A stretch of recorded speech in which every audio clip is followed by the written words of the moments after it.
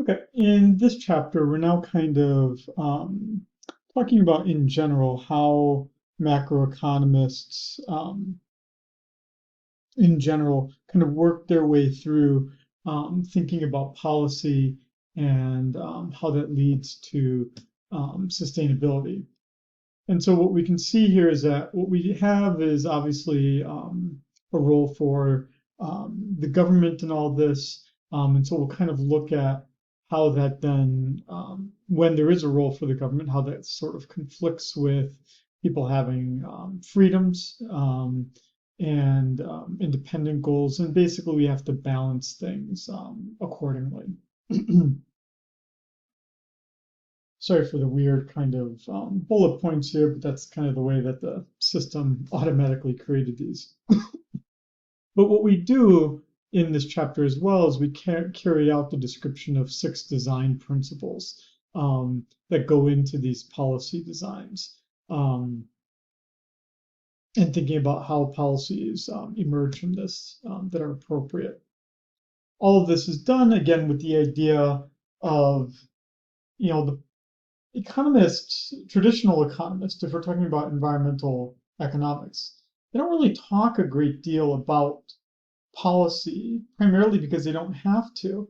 They don't have to because the market solution kind of convinces everyone just by its very nature, its very design, right? It's a binary condition. Either you're operating efficiently or you're not. And if you're not, then what you need to do should hopefully be pretty obvious so that you can then make that correction.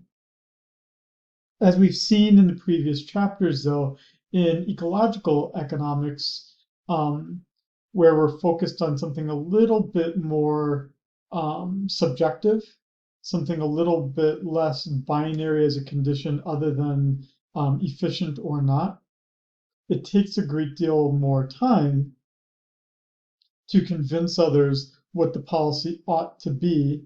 And that's primarily because it's not entirely obvious what the goals should be to reach sustainability and then what you actually need to do to reach that goal. As we've said in the previous chapters, is that again, this is all about balance. Because while we're going to focus our attention on sustainability and preservation, we still got to pay the bills, right? We still got to feed ourselves, meaning we still need a fair amount of economic growth and economic development. So hence what the picture is in the slide that's kind of comes with this here is some sort of balance.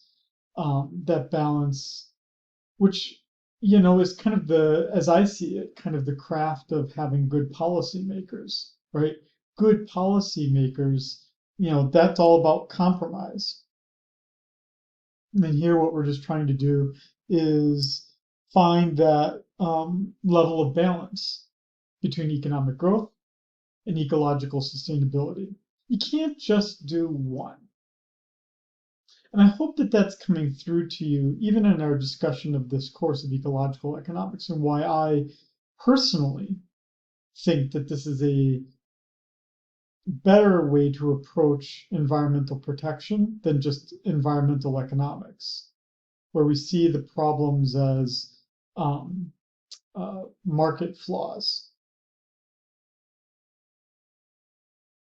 The beauty of everything when we come down to talking about ecological economics is that it's never going to be entirely clear what's appropriate, but you make a strong enough argument for what you think is appropriate, and then you work to get that. So we need the government. It's a bit more obvious when we're talking about environmental economics what the role of the government is. And the role of the government in that kind of case is to fix the market failure. But in ecological economics, it's a little bit different, right? The role of the government goes a little bit beyond this University of Chicago style solution of just finding a better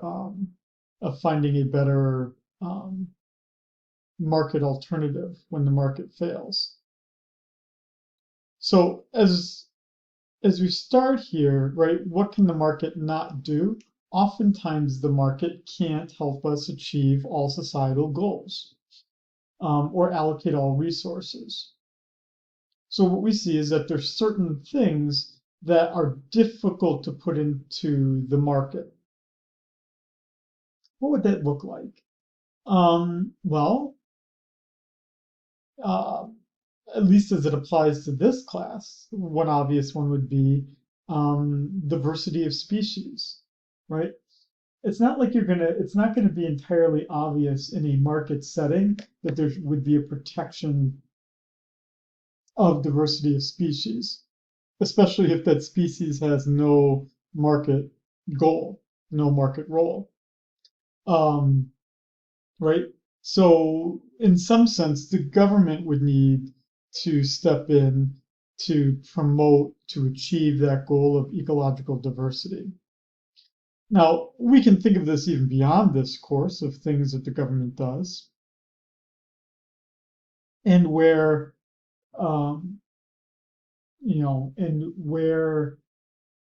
let's just look at the current moment in time. Here we're talking in May of 2025. We're doing the series of government cutbacks. And what's difficult sometimes to understand is how those cuts sometimes go against the economic theory, but they also go against what we would call this non-economic theory. Let me give you an example. So the one is about cutting back the Weather Service. So the Weather Service is paid for by the government. It's a government service. The government provides, collects the weather data, makes a forecast, and then distributes that data. If it didn't do those things, if the government didn't do those things, there's not a great deal of expectation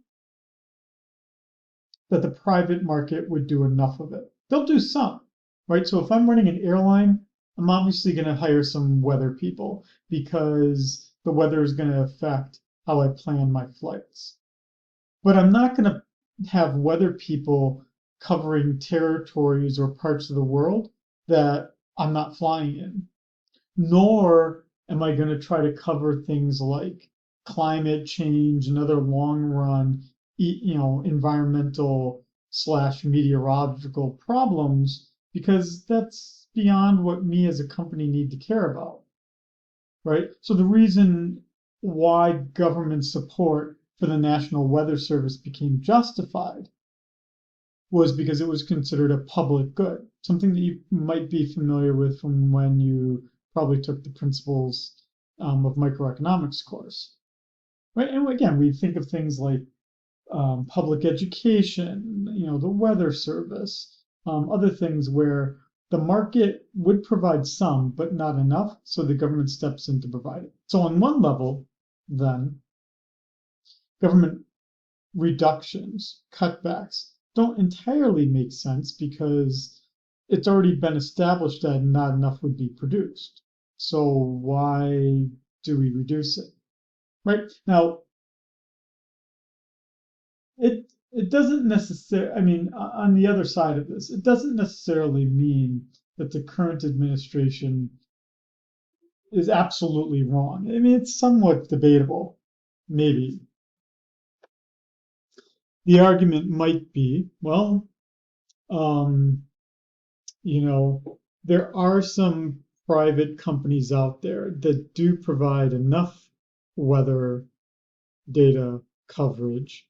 And, if people don't pay for it, then they just won't find out about the weather. So, it'll just be, there might be less, but we're not entirely sure what the economic impact of underproducing it might be. Right? Or you might say that when the government does provide those things, it does it on a more costly basis. And so perhaps what it should do, right, is by outsourcing it or just reducing how much it's going to spend, that might actually improve um, that might actually improve the delivery of the service at a more efficient cost. But now we go to the other side of it, right? Because I said there were two ways. Some ways where it doesn't make sense from a market standard economic standpoint. That was, again, public good. Privatizing a public good doesn't make a great deal of sense. But then what we're seeing here, right? And this is a little bit more now when I'm saying why do government cutbacks, at least that we're seeing here in May 2025, sometimes leave me a little confused, would be these non-market goods. And this is primarily, right, we're not only talking about cutbacks for the environment, right, environmental protections and whatnot, but even we're talking about things like lead in paint, right, in schools, and kids eating the cheap the paint chips and then getting lead poisoning, other things like that. Um, these things would cause problems because there's not exactly a market for those things. Having an environment that's free for, healthy for children to play in. A market wouldn't necessarily step in, private companies wouldn't necessarily step in. So, in some sense, the government has a role directly in protecting the environment, protecting children, improving overall health. And so what do we see here on this column right here? This whole discussion I've had for the past few minutes, it's all that there are times when the government might be necessary. And yes, I'm making this in May of 2025 when things are a little bit more controversial. But even if you're listening to this lecture a year from now, um, we've had this kind of debate since, well, ever since I've been alive, since the 1970s, and I imagine it existed long before I was born. So, and we've been talking about this again for a very, very long time. If, though, you can accept that the government does have some role sometime, that gets us into the right-hand column. Because what that then means is that we need the appropriate amount of government intervention. And I suspect, again, May 2025, I suspect that part of this might be what the current administration might be saying that we're doing, right? That it might not be that the government has no role in doing these things, just that it shouldn't do it as much, and that we need better policy surrounding those things.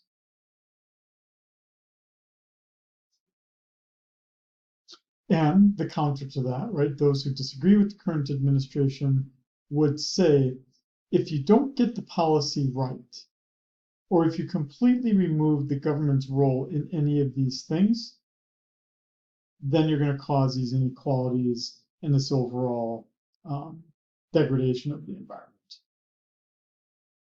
Let me just pause here for a second. Okay, so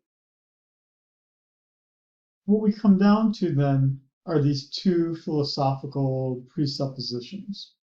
These two philosophical presuppositions are non-determinism and non-nihilism. So non-determinism, right, is this recognition, this belief that there are real alternatives.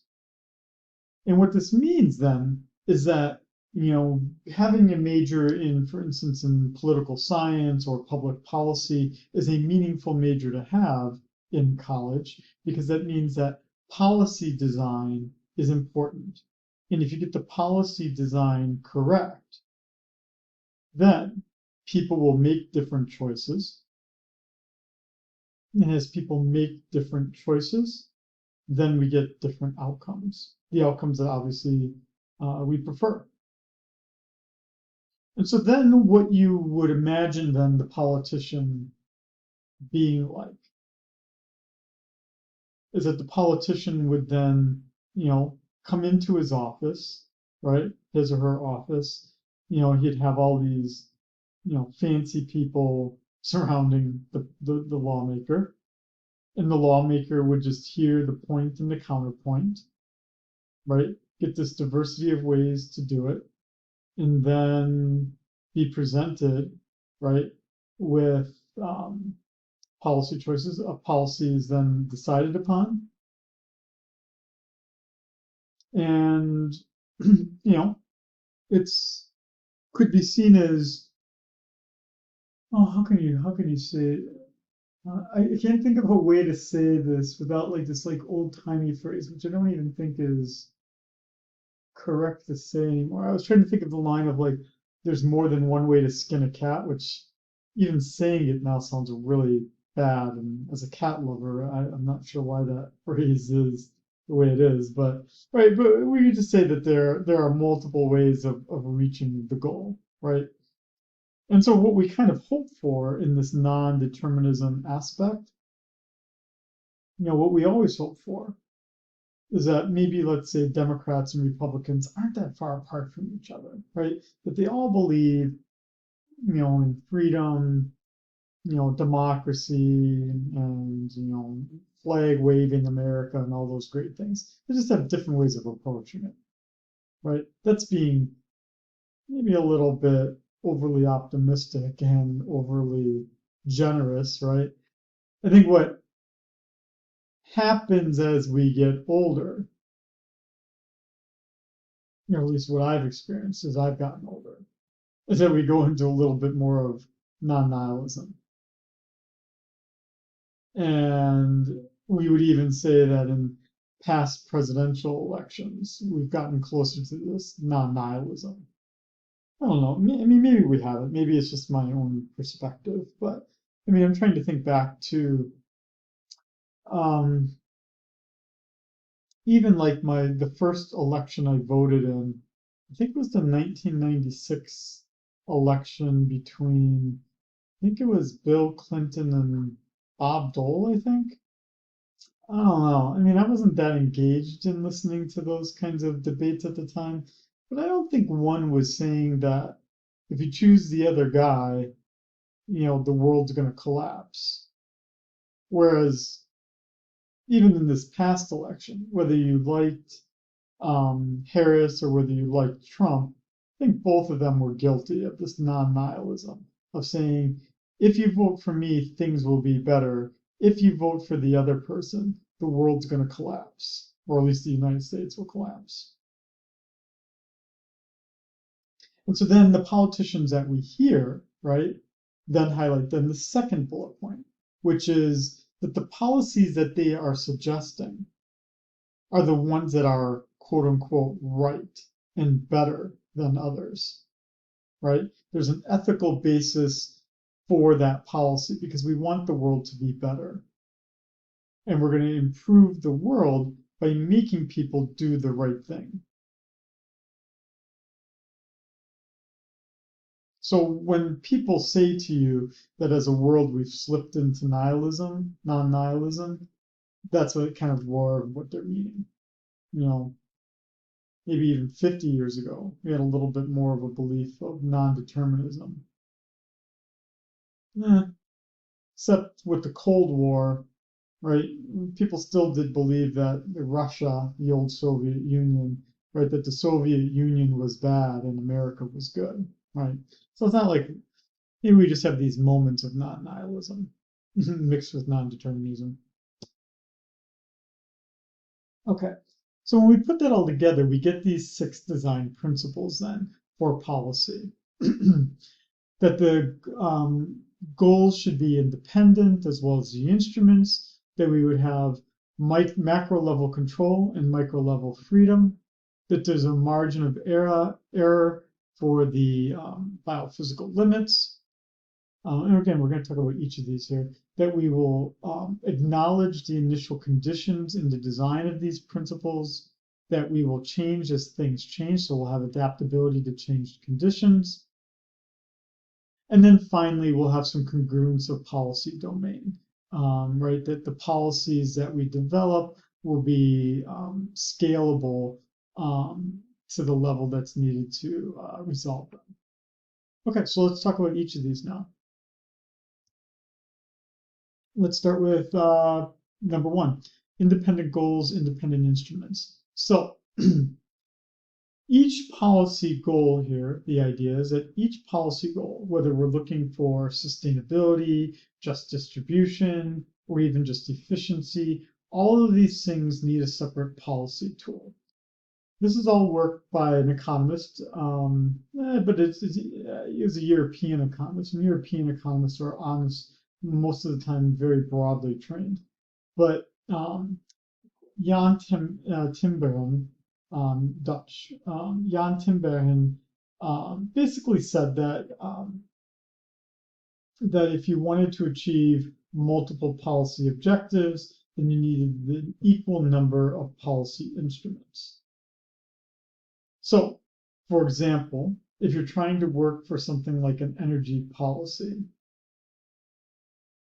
then, and you're thinking about how you're going to ensure that energy is efficiently used, right? And you're concerned in taxing energy that the poor are going to be hurt, then what you would want to do is not, if your concern are the income levels, right, or the impact on the poor, then you're not gonna mess around with the energy tax or even in the energy market. What you're going to do instead is you're going to come up with a separate policy that deals with poverty, right? So a lot of times, in my personal experience, I don't see people in power doing this, right? So we talk about this idea a lot when it comes to people who are poor and their health outcomes. And then what we do is right, we meddle in the amount of money we give to the poor in order to backwards determine the healthcare outcome. What do I mean by that? As an example of that, people who are poor get food stamps, but then, right, what we're going to do, right, so poor people don't have enough food, but in the, and I hope you can just accept, right, it's not, I might be talking about disagreements with the current administration. I am absolutely certain I have just maybe even as many disagreements with the Biden administration. You might say I'm equal opportunity in my dislike of politicians. So when you hear this, if Trump's your favorite person, don't think, oh my God, I can't believe Scheiding doesn't love him. You know what? Just accept the fact that I don't like anybody. I like my family and I like my cat. No, but the Trump administration with RFK Jr. Wants to tell people, and it's not just them actually, it's other in states administer the food stamp programs, and in states that are run by Republicans, what they're trying to do is limit what people can spend their food stamp money on, right? So it turns out that the biggest expenditure with food stamp money is sugary drinks, like soda, like energy drinks. All of these are payable with food stamps. And so the question you then might ask yourself is, well, these people are giving themselves diabetes, and we really care. We don't want poor people to get diabetes, so we're going to stop people from using their food stamp money to buy unhealthy food. If we look at this principle, we really might want to rethink that. Why? I mean, why? So the question becomes one of why is it that poor people buy, let's just call it soda, right? Why do they do that? Well, could be, right? It's the only thing they have access to because they only have a convenience store near them and it doesn't sell, let's say, bottled water, right? And it takes their food stamps.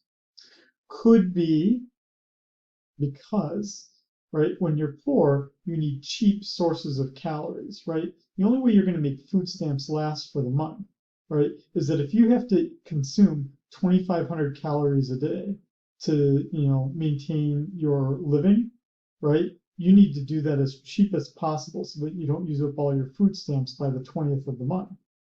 So soda's a pretty good way to get the calories you need to be able to live the month. You don't want to have to drink soda, but if you have to, you have to. So by cutting out sugary drinks, right? Or by cutting out certain kinds of foods because you say that these aren't healthy for poor people to eat, right? And you want people to be healthy. What we're saying here from this principle is you shouldn't do that. If you're concerned about their health, do something that's in the healthcare area, not something that alters, right, the concerns of them being poor. Now, if we apply it to something in this class, right, here we might be um, saying something about again, let's go with like electric cars, right? If you say that you're concerned about people, about there being too much um, I don't know, if you say that you're concerned that people aren't doing enough to um, reduce their reliance on fossil fuel powered electricity, oil, natural gas, even coal, right? What you can't do, right, is you shouldn't make special programs just for the poor to achieve the goals that you have that are environmental. By that I mean, we see these programs that actually started during the Biden administration. So now I get to be equally dismissive of both parties. Um, there, there were special government subsidies for what was called community-owned renewables. So the idea was, let's say you live in a condo or an apartment, and basically you could buy a share or a portion of the electricity generated by some solar panel farm, somewhere in the rural areas, right? And then you would in turn get some electricity um, credits, for that investment that you made in those solar panels. And the government intervened to help support that. What we would say here, right, is, what? If people, if we're concerned about the environment, then you should make it so that, the goal is just to reduce reliance overall. Whether it's community owned or utility owned or any of these things, we shouldn't be messing around with that, right? We shouldn't make special policies just because someone lives in a Section 8 housing, right? Government sponsored housing, or just because someone lives in a condo in an urban area.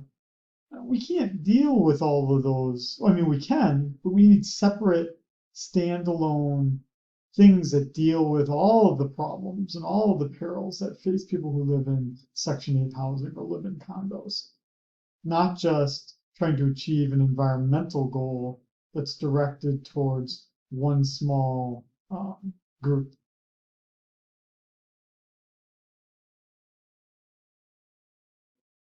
And so, what do we say here as an end here? Is that again, if you have a number of goals, for instance, reducing poverty and wanting healthy outcomes, then you would need at least two different policies to do those things. You can't do them with just one. And now that gets us now to our second principle. We want macro control with micro level freedom. So what we want, right? What is the government good at? The government is good at um, collectivizing, right? Getting some overall statement of what should be the overall target, right? So this, for instance, like this carbon dioxide limits, right, that we had with the Paris treaties, I think they were called, right, which were rejected during the first Trump administration. Then we went back into them during the oh no, we went into it during the Obama administration, went out of it during the Trump administration, back into it with the Biden administration, out of it with the current Trump administration. Now, what I would say, at least to, in this case, the Trump administration, is that, it's not that we're giving over our freedom to, the Paris climate control people. Rather, it's that we need, in this case, worldwide, because the carbon dioxide that's produced in one country floats around the entire world.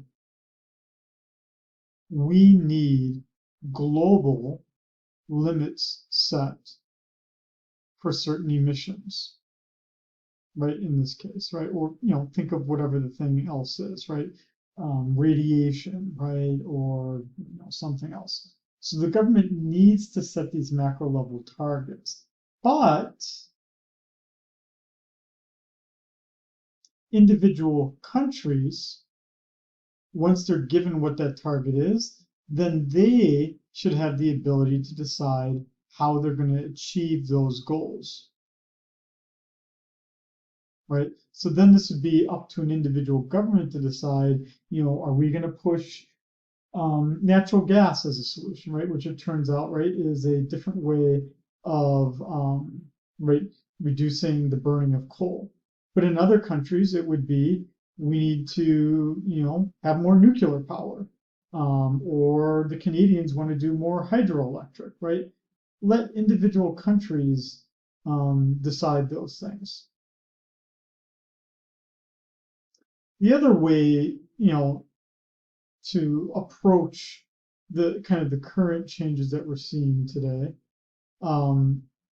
would be, this idea of if we know what goals we want, right? If we say that we want, you know, poor people to be helped, let's say,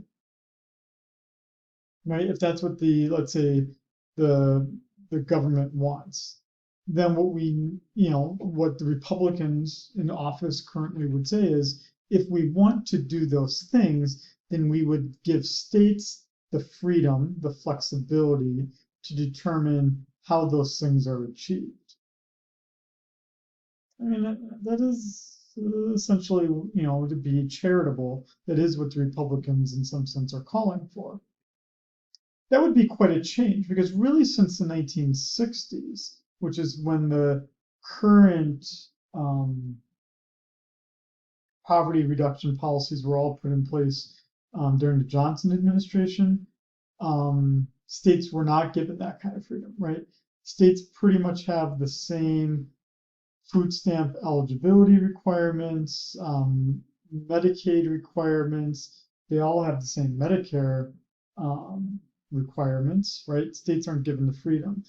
And so, to be charitable towards Republicans, the Republicans are saying, you know what, we want to give states the freedom to decide their Medicaid policies, their food stamp policies. And so what would that mean? Well, that, now to be not charitable, that would mean it would suck to live in a Republican state and be poor, right? Because that would probably most likely mean less support, most likely. Now, it doesn't mean that you should move from that Republican state, though. It would just mean that your support would come from the charities, from family, from friends, from maybe the state itself, maybe. But these would all be kind of fair. But what you can see that we're doing as a country and even as a world, especially when it comes to the environment, which is kind of the focus of this course, um, is that we have to do this balance. We have to balance between these targets needing to be set and having this flexibility. I mean, to be honest, this is why something like climate change is such a hot topic when it really shouldn't be, right? This is the scientists telling us what we need to do, right? So we do have to have some level of control. Now, it doesn't need to be absolute, right? It can't be thou shalt not burn coal, but it would be you say to countries, this is what you need to achieve. You figure out how you're going to do it. Now, you can't get, on the other hand, you can't just have complete flexibility, right? So this would be why those who are opposed to this idea of climate change, this would be my only problem with them would be, you can't have complete flexibility where you just get to do whatever you want, right? But this would also be my critique against those who say, that we should just take cold showers in the morning or walk to work, right? You can't just tell us do nothing, right? It has to balance the two. And that's often difficult with a good policy. Somehow you have to develop a policy that balances the two. Okay, so we've got one good way of thinking again. You have as many policies as you have different goals. You have policies that balance this control with this freedom. And then third, when we're designing these policies, that we need to take into account the fact that we really don't know everything. There is a fair amount of uncertainty, but if we get things wrong, we might cause irreversible damage. So we need to be precautionary, right? We have to know we could get things wrong. And if we get things wrong, we could destroy the entire world, or at least a species or an environment, just the environment in general. And so you want to have some degree for a margin of error, right? We accept that some error is going to exist, and then we have a safety margin, something that balances both the fact that humans need to live and they need to consume resources and be able to live, but also that the world has so many resources, only so much of a carrying capacity. We need to balance the two.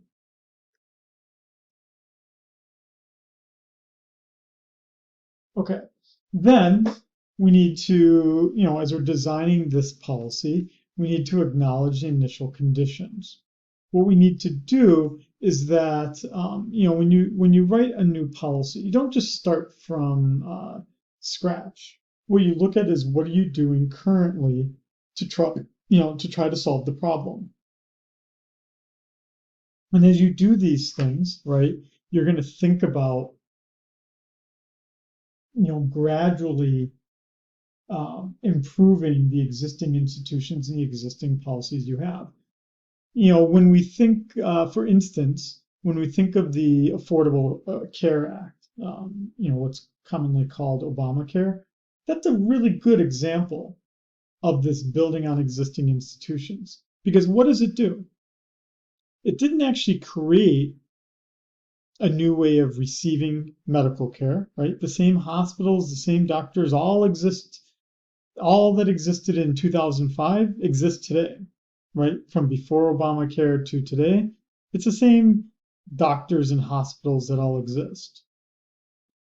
Medicare and Medicaid, they still exist as well, as do the private insurance companies. So think about it. The Affordable Care Act, Obamacare, isn't really that transformational when you think about it, right? It wasn't utterly revolutionary. It just gradually meant, translated into us having one of the now lowest rates for people having no insurance. And that's pretty admirable, right? Not to just celebrate Obama here, but that's a pretty good thing that was achieved. And it was achieved by not, destroying the whole system, not trying to do, I'm sure someone's going to say, oh, I really like that guy. But this isn't like doing the idea of, Medicaid for all and saying everyone should have government health care, right? Nor is it saying something like we should be like the British and the government should run the hospitals and, the doctors are government employees. It's not really possible here. We already have a way of doing things here, and so we gradually change these existing institutions. And so when we think about what is it that we have when we're talking about the environment in ecological economics, what we know is that we do have a pretty strong set of government regulations that the majority of which were put into place in the 1960s and 1970s, and that we have very strong private property rights that are enforced within the government. And so anything we try to do in terms of improving the environment should probably work within that structure, that idea that there's private property and that there's government regulation. It is not gradualism, so this would be bad policy, that we might think that again, this is my opinion, you don't need to agree with me, but it might be bad policy. I'll give you two bad policies. I'll do one for Trump, one for Biden, just so you don't think I'm favoring one or the other. Let's start with the bad Biden, just because that one was before this Trump. The bad Biden, which you actually might really care and disagree with what I'm about to say, but that would be the idea of, do you remember during the Biden administration, everyone was getting their student loans forgiven? Right. And you probably, given that you all have student loans, are like, yeah, heck yeah, right. I want my whole loan forgiven, right? And that the government, which was the issuer of the loans, was basically just going to eat the cost, right? Just cover it. Now, even though you personally benefited from it, that was not gradualism, right? We don't have really many large scale debt forgiveness situations in the United States. And the problem is that when you have large scale debt forgiveness, in this case, the government is the one that's lending the money. But you could imagine a scenario where the government would say, private banks, you need to eat the cost or something like that. And that would destroy the entire lending market, right? So you can't, that's going too far. In terms of the Trump administration, what's the going too far look like? The going too far would look like this idea where we talk about, in the case of the environment, where the government is going to open up. In this case, they're opening up the seafloor, which has generally been protected by environmental regulations, and now they are completely removed. And it would be to private companies, just go at it, right? Take whatever you want from the seafloor. Then again, that's not really gradualism.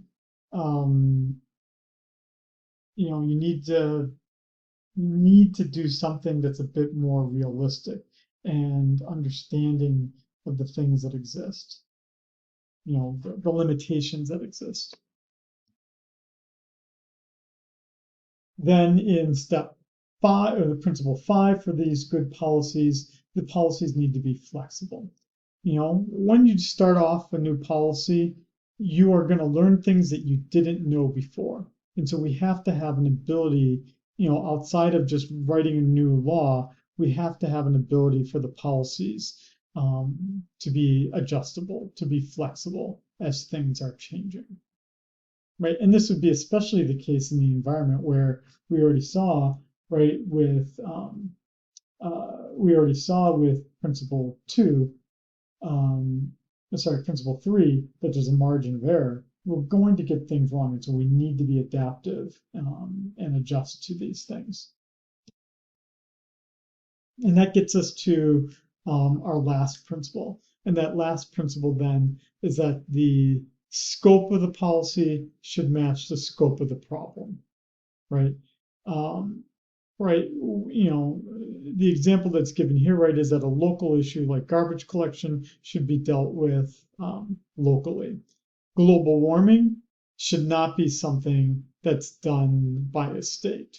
And so here in the state of Hawaii, for instance, I don't know, the state of Hawaii has decided to sue big oil companies because they contribute to global warming. You know, I mean, the reason why they're doing it is because they dislike the fact that the Trump administration is letting big oil companies do what they want.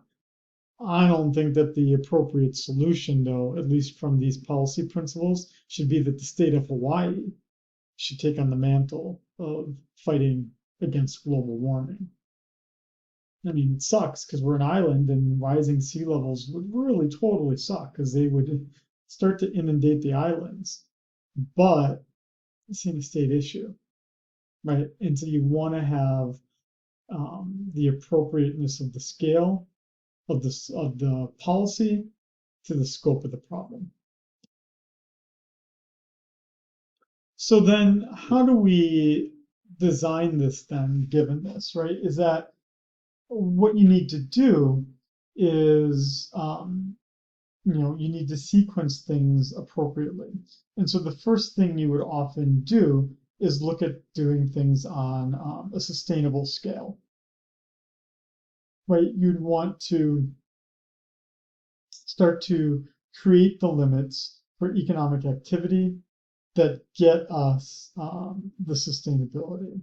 And then once we know how much economic growth we're going to have, right, and what the sustainable level is, then we can worry about just distribution, right? Making sure that the way in which things are allocated, that they're allocated, quote unquote, fairly to the different individuals. And then the very last thing we do is we talk about the role that the market mechanisms have in this with the other two goals, the sustainability and that just distribution. Right. And so that's how we carry out, when we're designing these policies, according to those 6 principles, then we would look at sustainability, distribution, and then finally have the market do the mediating between the two. And so again, with these policy instruments, again, as many policy instruments as you have for the number of problems that you're trying to resolve, the market generally is going to come last. And this is primarily because the market can figure out things for itself, right? Because people are just going to be naturally selfish. And they're going to pursue the things as they need to. The market's only going to appropriately act if we've already set the limits of sustainability and the limits that ensure that we get the just distribution, right? The market will figure everything else out once we set up what the guidelines are, what the rules are for the just distribution, and what the scale of what is possible remains for us. And so we see this, right, that we again set these limits on the scale of economic activity. We do that again with the sustainability and the just distribution. And we see that, for instance, with cap and trade policies for sulfur dioxide. Right, a huge market on the Chicago Board of Trade is the selling of emission permits. Again, I talked about it earlier. That's how Tesla makes makes a profit. How it makes its money is selling these emission permits. Emission permits, which were created in the 90s, all come from this idea of creating a just policy of how much should companies be allowed to pollute, right? And then allowing the market to exist where people are trading these things, right? And everything else kind of follows from that. The market helps us achieve that just distribution and sustainability goal once that goal of sustainability and just distribution was set. There's the issue. That's the challenge. How do you come up with what that just distribution should look like? or what that sustainability level should actually be. In some sense, that would be why you take a class like this, but then you're also instructed in, scientific principles and whatnot of how to do certain, of what is biologically, ecologically all possible, right? Because I'm not a scientist. I don't know what the sustainable limits are. I'm just really good at markets because I'm an economist, right? I need to rely on the scientists to tell me what is sustainable. And then I'm going to have to talk to the philosophers and probably the sociologists to tell me about, equity, need, fairness, marginalized groups. Again, those are softer social sciences. And so I need somebody else to tell me about that. But again, that's how you make good policy. It's not just getting economists in the room, and it's not about just getting scientists in the room or sociologists, right? It's about putting everybody in the room, right? And saying to the scientist, you tell me first what you need. Then me going to the sociologist and saying, what is it about the current way in which things are distributed? How is it unjust? What would it need to look like to be more just? And you tell me, the economist, these things, and then you set out those limits. I'll then give you the market structure that allows you to achieve those things. There's your policy. And so that's what we see here in this whole chapter. Is that what you kind of see here? Is that, I don't want you to feel like this, that you can make good policy and that it's scientific. It's not. You can't just follow these principles and 1 + 1 = 2. That's not going to be that way. There is an art to public policy that's informed by these principles that will hopefully lead to something better.